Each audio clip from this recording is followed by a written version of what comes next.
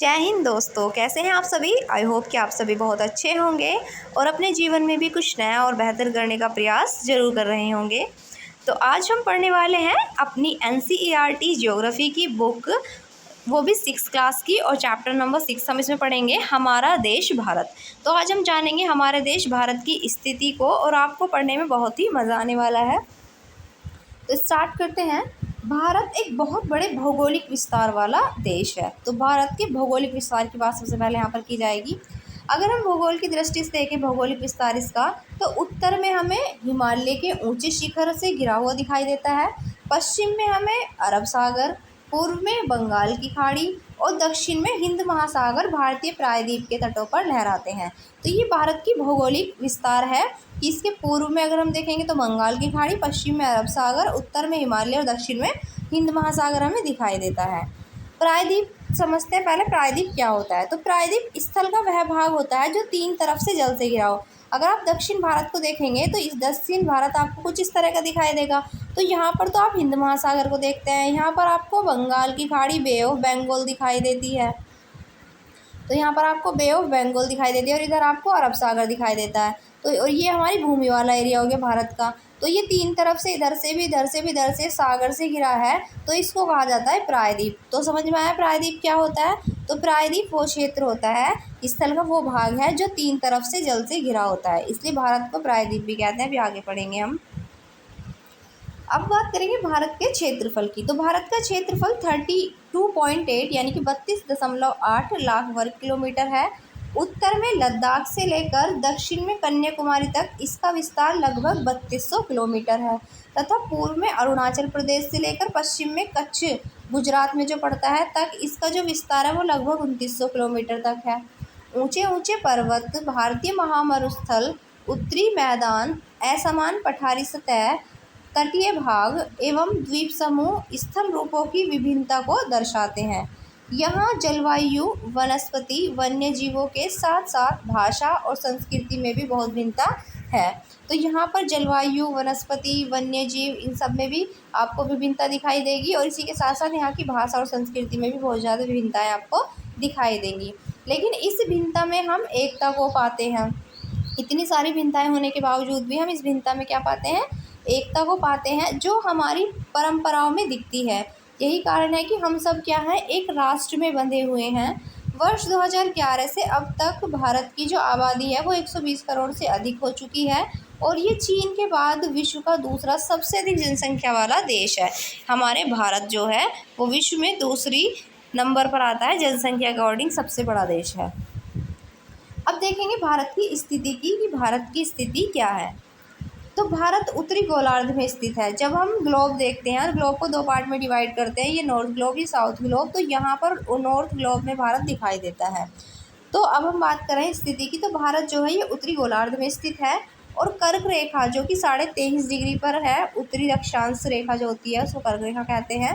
ये देश के लगभग मध्य से होकर गुजरती है। तो भारत के लगभग मध्य से होकर कौन सी रेखा गुजरती है, कर्क रेखा। दक्षिण से उत्तर की ओर भारत की मुख्य भूमि का विस्तार 8 डिग्री 4 मिनट उत्तरी तथा 37 डिग्री 6 मिनट उत्तर अक्षांशों के बीच स्थित है। तो ये अक्षांशीय स्थिति है उत्तर से दक्षिण भारत की। तो 8 डिग्री 4 मिनट उत्तरी अक्षांश से लेकर 37 डिग्री 6 मिनट उत्तरी अक्षांश तक। वहीं पश्चिम से लेकर पूर्व तक जो भारत का विस्तार है वो 68 डिग्री 7 मिनट पूर्व से लेकर तथा ये 97 डिग्री 25 मिनट तक पूर्वी देशांतरों के बीच स्थित है। तो ये इसकी देशांतरीय स्थिति है भारत की।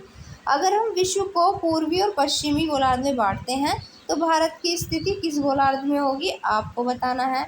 बहुत बड़े देशांतरीय विस्तार लगभग 29 डिग्री के कारण यहाँ के 2 छोर पर स्थित स्थानों के जो स्थानीय मान हैं उनमें बहुत अधिक अंतर हो सकता है।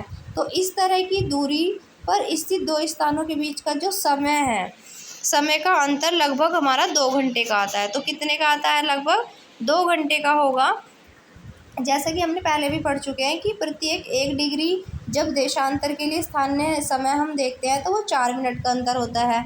और पश्चिम में गुजरात की अपेक्षा पूर्व के अरुणाचल प्रदेश में सूर्योदयों में लगभग 2 घंटे का अंतर होता है। तो क्योंकि अरुणाचल प्रदेश में 2 घंटे पहले सूर्य उदय हो जाता है इंस्टेड ऑफ गुजरात। तो हम पहले पढ़ चुके हैं कि 82.5 डिग्री जो है ये हमारे यहाँ पर पूर्वी देशांतर के स्थानीय मान को भारत का मानक समय क्यों माना गया है, इसकी बात हम पहले ही कर चुके हैं। और इस याम्योत्तर को भारत की मानक याम्योत्तर भी कहा जाता है। किसको? 82.5 डिग्री को कहा जाता है भारत की मानक याम्योत्तर रेखा कहा जाता है इसको। अब देखते हैं यहाँ पर क्या आप जानते हैं, इसका कुछ फैक्चुअल चीज़ें दी गई हैं। तो बड़े देश जिनका विस्तार पूर्व से पश्चिम की ओर बहुत अधिक होता है, वहाँ पूरे देश का मानक समय एक नहीं होता। जैसे कि संयुक्त राज्य अमेरिका में 7 और कनाडा में 6 मानक समय हैं, क्योंकि जितना ज़्यादा विस्तार होता जाएगा तो समय अंतर उनमें होता चला जाएगा। और क्या आपको पता है कि रूस में अगर देखेंगे तो रूस में तो इन सबसे ज़्यादा टाइम जोन आपको देखने के लिए मिलते हैं। अब भारत के पड़ोसी देश दिखाए गए हैं। भारत के पड़ोसी देश और किस किस देश के साथ सीमा लगते हैं, इन सब के नाम। तो यहाँ पर हम देखेंगे भारत के कौन कौन से पड़ोसी देश हैं। तो सबसे पहले हम भारत देखते हैं। तो ये आपको दिखाई दे रहा है यहाँ पर भारत, और भारत का सबसे पहले पड़ोसी देश आपको यहाँ पर दिखाई दे रहा है नेपाल। और यहाँ पर आपको छोटा सा दिखाई दे रहा होगा भूटान। तो नेपाल, इधर भूटान, और इधर आप देखेंगे तो ये बांग्लादेश, और इधर देखेंगे तो यहाँ पर चीन आपको दिखाई देगा। यहाँ देखेंगे तो म्यांमार भी भारत का पड़ोसी देश आपको दिखाई देगा। तो 5 तो इधर हो गई है। यहाँ पर देखेंगे तो पाकिस्तान आपको दिखाई देगा, और इधर ऊपर देखेंगे तो अफ़गानिस्तान दिखाई देगा। तो ये सभी के सभी भारत के स्थल के साथ सीमा बनाने वाले देश हैं। वहीं अगर हम देखें श्रीलंका को, तो ये जल संधि के द्वारा किससे जुड़ा हुआ है? भारत से। तो ये हमारा ये भी पड़ोसी देश है श्रीलंका। और फिर यहाँ पर मालदीव आप देख सकते हैं। ये जो मालदीव आपको यहाँ पर दिखाया गया है, ये भी भारत का पड़ोसी देश है। यहाँ पर मालदीव जो दिखाया गया है, लेकिन ये स्थल सीमा नहीं बनाते, ये जलीय सीमा बनाते हैं। तो ये हमने देखा भारत के सभी पड़ोसी देश। अब हम भारत के यहाँ पर देखेंगे, ये मैप दिखाया गया है भारत का, और भारत के इसमें राज्य दिखाए गए हैं। जहाँ पर राज्य दिखाए जाते हैं उसको हम राजनीतिक मैप के नाम से जानते हैं, और जब हम पर्वत पठार पहाड़ों के बारे में जानते हैं तो हम उसको प्राकृतिक मैप कहते हैं। प्राकृतिक मानचित्र यानी कि फिजिकल मैप कहते हैं। ये हमने मैप जब पढ़ा था चैप्टर में, तो उसमें हमने अच्छे से चीज़ें पढ़ी थी। तो यहाँ देखेंगे तो आपको लद्दाख, इधर जम्मू कश्मीर, फिर हिमाचल प्रदेश, इधर पंजाब मिलेगा, या हरियाणा, राजस्थान, इसी के नीचे आपको गुजरात दिखाई देगा, बिल्कुल बीच में मध्य प्रदेश, और इसके ऊपर उत्तर प्रदेश, और यहाँ हमारी कैपिटल दिल्ली है, नेशनल कैपिटल। फिर यहाँ पर आपको उत्तराखंड दिखाई देगा, और उत्तर प्रदेश से लगता हुआ बिहार, बिहार से लगता हुआ पश्चिम बंगाल, और यहाँ पर झारखंड, ये ओडिशा, छत्तीसगढ़, महाराष्ट्र, तेलंगाना, आंध्र प्रदेश, कर्नाटक या केरल, और यहाँ पर आपको तमिलनाडु दिखाई देगा। नॉर्थ ईस्ट की अगर बात करें तो यहाँ पर आपको दिखाई दे रहा होगा अरुणाचल प्रदेश, ये आपको असम दिखाई देगा, यहाँ पर ये नागालैंड, ये मणिपुर, और यहाँ पर मिज़ोरम, और यहाँ पर आपको दिखाई देगा त्रिपुरा। ये सभी हमारे हो चुके हैं यहाँ पर। और एक बचा हमारा यहाँ पर सिक्किम, ये रहा यहाँ पर छोटा सा सिक्किम, जिसकी कैपिटल है गंगटोक। तो भारत में प्रेजेंट में अगर बात की जाए वर्तमान समय में 28 राज्य हैं और 8 जो हैं केंद्र शासित प्रदेश हैं प्रेजेंट में भारत के अंदर। अब देखते हैं हम इनमें से कौन से देश हैं जिनकी सीमाएं समुद्र के साथ नहीं जुड़ी। दक्षिण में समुद्र में स्थित 2 द्वीप श्रीलंका और मालदीव हमारे पड़ोसी देश हैं, और जो पाक जल संधि से भारत को श्रीलंका से अलग करती है। तो जो भारत और श्रीलंका के बीच है वो कौन सी संधि है? पाक जल संधि है। ठीक है, चलिए यहाँ देखेंगे अब हम इसका। तो भारत का ये राजनीतिक और प्रशासनिक विभाजन यहाँ पर दिखाया गया है कि भारत के अंदर देखो यहाँ पर जो दिखाया गया है, इसमें सेकंड अभी देखेंगे तो यहाँ पर दिखाया गया है हमको राजनीतिक और प्रशासनिक विभाजन में भारत एक विशाल देश है। प्रशासनिक क्रियाकलापों के लिए 28 राज्य और 8 केंद्र शासित प्रदेशों को यहाँ दिखाया गया है। तो यहाँ पर अगर आप देखेंगे सबसे पहले तो ये आपको हिमालय दिखाई दे रहा है, फिर हिमालय के नीचे देखेंगे तो ये आपको शिवालिक हिमालय दिखाई दे रहा है। यहाँ पर ये भी हिमालय का ही पार्ट है जो कि, फिर अगर आप यहाँ देखेंगे तो ये गंगा इसी के साथ बह रही है। यहाँ पर यमुना, इधर से चंबल रिवर, यहाँ पर नर्मदा नदी, सतपुड़ा, ये विंध्य रेंज हो गई, ये ताप्ती नदी। इधर देखेंगे तो यहाँ पर भारतीय महामरुस्थल दिखाई देगा। इधर अरावली श्रेणी, अरावली श्रृंखला आपको दिखाई देगी। यहाँ पर ब्रह्मपुत्र नदी असम में बहती हुई आपको दिखाई देगी। ये उत्तरी मैदान आपको दिखाई दे रहा होगा। इसी के साथ यहाँ पर ये महानदी, यहाँ पर गोदावरी, और ये हमारा दक्कन का पठार, ये है हमारा पश्चिमी तट जिसको हम सह्याद्री के नाम से भी जानते हैं। और ये है हमारा पूर्वी तट। यहाँ पर कावेरी नदी बह रही है, यहीं पर नीलगिरी की पहाड़ियाँ भी हैं। और ये हमारी बंगाल की खाड़ी, और यहाँ पर हमारा अरब सागर, और नीचे आपको बताइए हिंद महासागर होगा। और इधर आपको लक्षद्वीप दिखाई दे रहा होगा, ये भी भारत के ही हैं। और ये अंडमान निकोबार, ये भी भारत के ही द्वीप हैं। तो ये सब आपको भारत का एरिया यहाँ पर दिख रहा है। और ये आपको पता ही है श्रीलंका है, जो कि एक पाक जल संधि के द्वारा भारत से जुड़ा हुआ है। इतनी चीज़ें समझ में आ रही हैं आपको। चलिए तो आगे देखते हैं। दिल्ली भारत की राजधानी है। राज्यों का निर्माण मुख्यतः भाषा के आधार पर हुआ है। जो हमारे यहाँ पर राज्यों का निर्माण है वो किसके अकॉर्डिंग किया गया है? मेनली भाषा को आधार बनाकर किया गया है। अब देखते हैं भारत का भौतिक विभाजन। अभी तो हमने भौगोलिक विभाजन देखा था, अब देखेंगे हम इसका भौतिक विभाजन। तो भारत में पाई जाने वाली भौतिक आकृतियाँ विभिन्न प्रकार की हैं, जैसे कि पर्वत, पठार, मैदान, तट तथा द्वीप समूह। उत्तर में बर्फ से ढका हिमालय संतरी का कार्य करता है। हिम प्लस आल्य का मतलब होता है बर्फ का घर। हिमालय पर्वत को 3 मुख्य समांतर श्रेणियों में बांटा जाता है। सबसे उत्तर में स्थित श्रृंखला को हम वृहत हिमालय या फिर हिमाद्री कहते हैं, क्योंकि सबसे ऊपर जो हिमालय वाला पार्ट है उस पर बर्फ़ जमती है बहुत ज़्यादा, तो इसको हम वृहत हिमालय या फिर इसी को हम हिमाद्री के नाम से भी जानते हैं। इसी श्रृंखला में विश्व की सबसे ऊंची शिखर है। तो फिर इसके बाद मध्य हिमालय या फिर हिमाचल हिमाद्री के दक्षिण में स्थित है।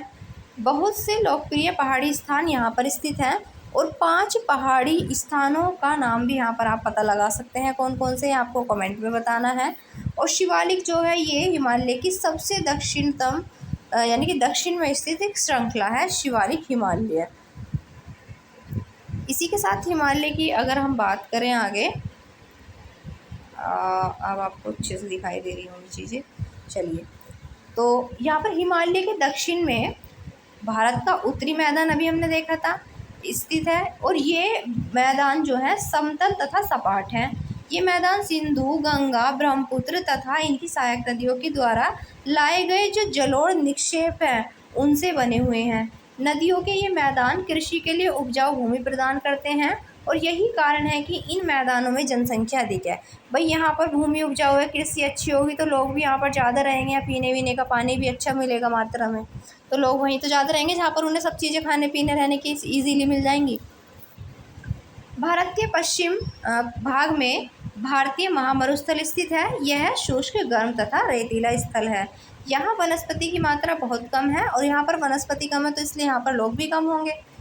उत्तरी मैदान के दक्षिण में प्रायद्वीपीय पठार स्थित है। इसकी आकृति त्रिभुजाकार है। अभी हमने प्रायद्वीपीय पठार देखा था, इसकी आकृति कैसी है? त्रिभुजाकार है, ट्रायंगुलर है। इसका धरातल काफ़ी ऊंचा नीचा है, जो इसका धरातल है वो ऊंचा नीचा है, और इस क्षेत्र में बहुत सी पहाड़ी श्रृंखलाएं तथा घाटियां स्थित है। इसके उत्तर पश्चिम में अरावली श्रृंखला स्थित है। अगर आप इसके उत्तर पश्चिम में देखेंगे तो आपको अरावली श्रृंखला यहाँ पर दिखाई देंगी, जो विश्व की सबसे पुरानी श्रृंखला है। तो ये अरावली जो रेंज है ये सबसे पुरानी रेंज है, याद रखिएगा, ये पूछा जाता है क्वेश्चन। तो विश्व की सबसे पुरानी श्रृंखला कौन सी है? तो ये है हमारी अरावली पर्वत श्रृंखला। विंध्य और सतपुड़ा भी महत्वपूर्ण श्रृंखलाएं हैं। इन श्रृंखलाओं से होकर नर्मदा और तापी नदी बहती हैं। ये पश्चिम की तरफ बहने वाली नदियाँ हैं जो कि अरब सागर में गिरती हैं। ज़्यादातर आप देखेंगे जो नदियां हैं वो सारी बे ऑफ बंगाल यानी कि बंगाल की खाड़ी में जाकर गिरती हैं। नर्मदा और ताप्ती नदी हमें दिखाई देती हैं कि ये जाकर अरब सागर में गिरती हैं। इस पठार के पश्चिम में पश्चिमी घाट या सह्याद्री जिसको हम कहते हैं, तथा पूर्व में पूर्वी घाट स्थित है। पश्चिमी घाट का विस्तार एक समान रूप में है, जबकि पूर्वी घाट जो है ये बीच बीच में से टूटा हुआ तथा असमान है। इन पठारों में खनिज जैसे कि कोयला और लौह अयस्क की प्रचुरता है। तो इनमें लौह अयस्क और इनकी प्रचुरता आपको देखने के लिए मिलती है। पश्चिमी जो घाट है इसके पश्चिम में तथा पूर्वी घाट के पूर्व में तटीय मैदान स्थित हैं। पश्चिमी तटीय मैदान काफ़ी संकरे हैं, यानी कि जो पश्चिम की साइड जो मैदान है, जैसे भारत हो गया तो ये जो पश्चिम वाला एरिया है इसका, दक्षिण भारत के अंदर हम देखेंगे तो ये जो पश्चिम वाला एरिया है यहाँ के जो मैदान है काफ़ी संकरे हैं, मतलब कि नैरो हैं, छोटे हैं।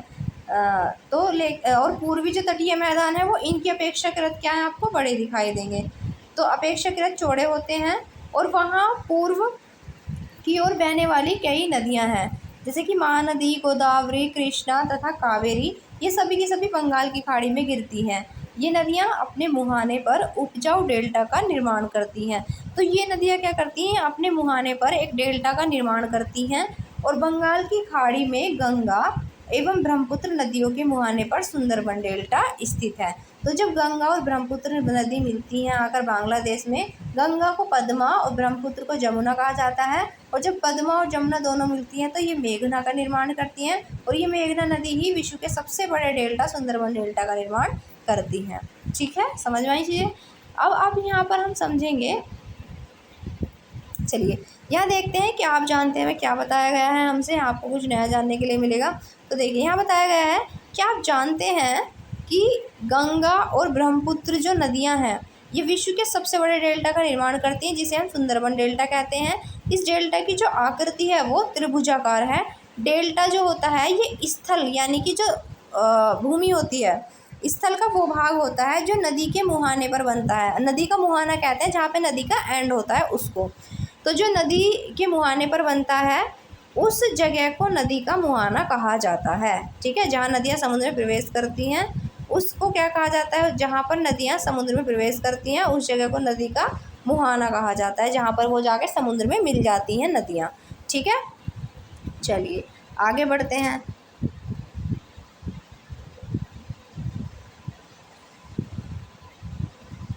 चलिए अब ये एक नई चीज़ और जानते हैं कि क्या आप जानते हैं प्रवाल जो होते हैं छोटे समुद्री जंतुओं के कंकाल होते हैं प्रवाल, जिसे पॉलिप भी कहा जाता है। तो प्रवाल को और क्या कहा जाता है, पॉलिप। जब जीवित पॉलिप मरते हैं तो उनका कंकाल बच जाता है। अन्य पॉलिप की वृद्धि इन ठोस कंकालों के ऊपर होती है जो कि बढ़ते बढ़ते काफ़ी ऊंचे होते जाते हैं तथा इस प्रकार प्रवाल जो हैं ये द्वीपों का निर्माण करते हैं। और ये जो आपको यहाँ पर चित्र दिखाया जाएगा, ये जो दिखाया गया है यहाँ पर, ये प्रवाल द्वीपों को दिखाता है। ये सभी के सभी जो निकल के आ रहे हैं ऊपर, ये प्रवालों के द्वारा निर्मित द्वीप ही हैं। अब देखेंगे सुनामी के बारे में। देखिए यहाँ पर ये पंखुड़ी विद्या है कक्षा 8 की, और यहाँ पर ये वेदनाथ हैं स्वेन कक्षा 4 के। तो पहले हम देखते हैं सुनामी के बारे में, इनके द्वारा लिखी गई कविता क्या व्यक्त करती है पंखुड़ी के द्वारा। तो एक सवेरे पड़ी मनुष्य पर जले की काली छाया, सुनामी दानवी ने अपना प्रलयकारी कहर ढाया। समुद्र ने उठा आलोड़न, मीलों दूर फैला साया, प्रकृति के विनाश ने मानव को अपना ग्रास बनाया। विनाश का था विकराल आकार, चारों ओर मचा हाहाकार, कोई नहीं बच पाया उससे, भागे बचाने अपने प्राण। हिंद महासागर था रक्षक, अब बना हमारा भक्षक, सर्वत्र निगल गया मानव को करके अस्तित्व नष्ट। उठे हजारों हाथ प्रतिक्षण सहायता में पीड़ितों के, यह दिखाने सागर को कि हम वो हैं जो कदापि नहीं डरते। रात थी काली फिर भी आशा की किरणें चमकेंगी, फिर जिंदगी करवट बदलेगी और हृदय में खुशी दमकेगी। तो ये इन्होंने एक कविता यहाँ पर लिखी है सुनामी के ऊपर कि सुनामी के आने से क्या क्या नुकसान होते हैं।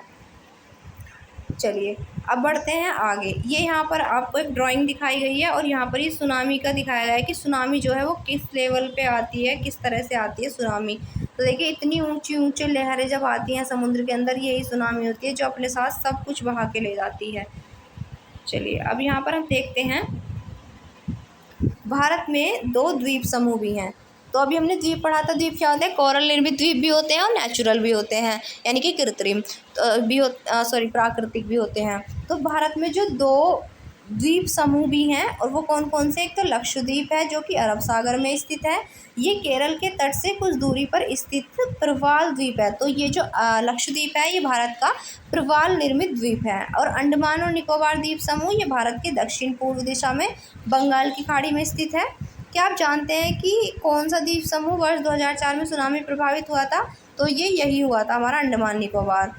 समाचार पत्रों तथा लोगों से बातचीत की जानकारी प्राप्त कीजिए। और जब सुनामी भारतीय तट से टकराई थी तो किस प्रकार लोगों ने अलग अलग तरीके से चुनौती का सामना किया था। और सुनामी क्या होती है भाई? तो सुनामी एक विशाल सागरीय तरंग होती है जो समुद्र तल पर भूकंप के कारण उत्पन्न होती है।